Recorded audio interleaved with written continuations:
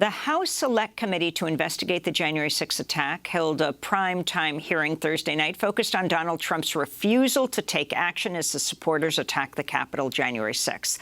Lawmakers focused on the 3-hour period after Trump urged his supporters to march to the Capitol and fight like hell, knowing many of them were armed. For the next 187 minutes, Trump refused to take any action to stop the deadly insurrection at the Capitol. We'll spend the hour airing excerpts from Thursday night's hearing. Committee Chair Benny Thompson, who recently tested positive for COVID, opened the hearing by speaking from a remote location in isolation. For the weeks between the November election and January 6th, Donald Trump was a force to be reckoned with. He shrugged off the factuality and legality, correct, sober advice of his knowledgeable and sensible advisors. Instead, he recklessly blazed a path of lawlessness and corruption, the cost to which democracy be damned. And then he stopped. For 187 minutes on January 6th, this man of unbridled destructive energy could not be moved, not by his aides, not by his allies, not by the violent chants of rioters or the desperate pleas of those facing down the riot. Republican Congressmember Liz Cheney, the vice chair of the January 6 committee, accused Donald Trump of refusing to defend the Constitution.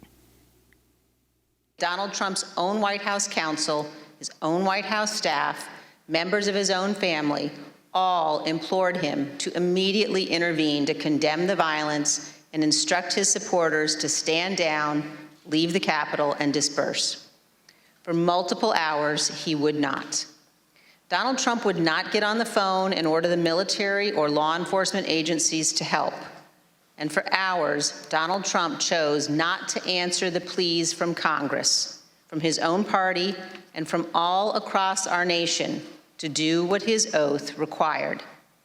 He refused to defend our nation and our Constitution.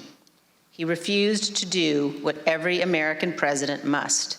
Thursday night's hearing was led by Republican Congressmember Adam Kinzinger and Democrat Elaine Luria, who outlined Trump's actions once he returned to the White House January 6 after the Secret Service refused to take him to the Capitol, sparking what she described an angry exchange in the presidential SUV. This following clip includes pre-recorded depositions of former White House counsel Pat Cipollone, Mike Pence's national security advisor, Lieutenant General Keith Kellogg, and former Trump assistant Nicholas Luna. This is Congressmember Elaine Luria. What you see on the screen is a photo of him inside the Oval Office immediately after he returned from the rally, still wearing his overcoat.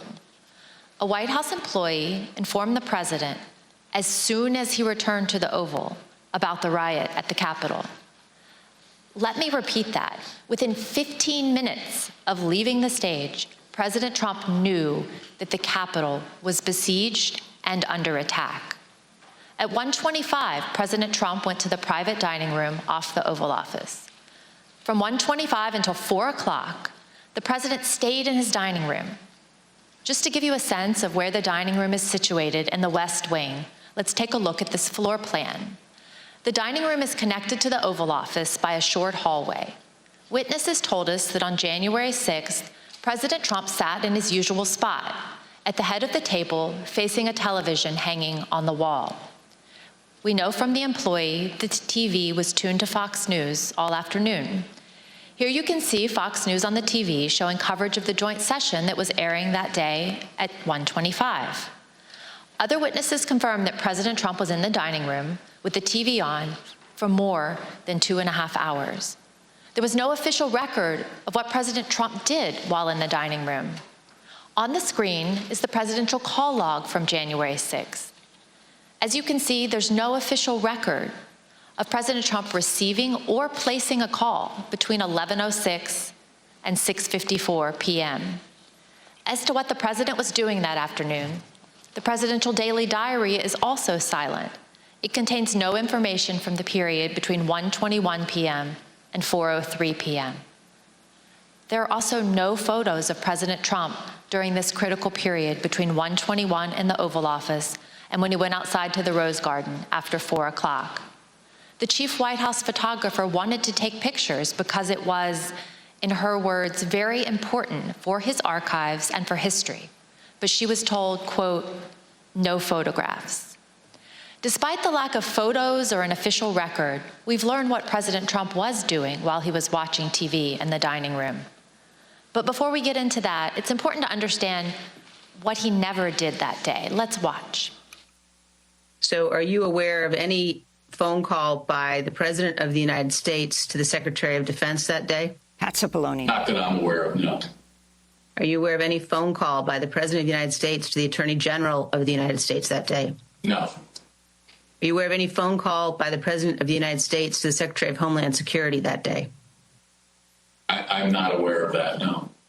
Did you ever hear the President No. ask for the National No. Guard? Did you ever hear the President ask for law enforcement response?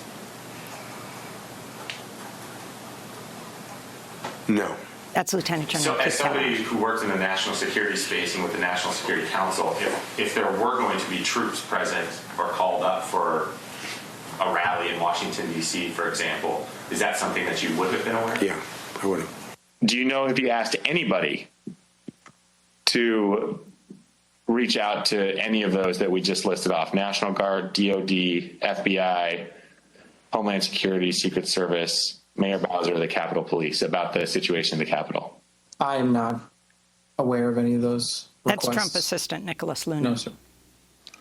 We have confirmed in numerous interviews with senior law enforcement and military leaders, Vice President Pence's staff and D.C. government officials. None of them, not one, heard from President Trump that day. He did not call to issue orders. He did not call to offer assistance. This week, we received additional testimony from yet another witness about why the president didn't make any efforts to quell the attack. The former White House employee with national security responsibilities told us about a conversation with senior advisor Eric Hirschman and Pat Cipollone, the top White House lawyer. This conversation was about a pending call from the Pentagon seeking to coordinate on the response to the attack. Mr. Hirschman turned to Mr. Cipollone and said, the president didn't want to do anything. And so Mr. Cipollone had to take the call himself. So if President Trump wasn't calling law enforcement or military leaders, what did President Trump spend his time doing that afternoon while he first settled into the dining room? He was calling senators to encourage them to delay or object to the certification. Here's Kayleigh McEnany, his press secretary, to explain. Okay. All right, then it says back there, and he wants a list of senators. And then he's calling them one by one. Do you know which ones he called? To the best of my recollection, no. As I say in my notes, he wanted a list of the senators, and I left him at that point.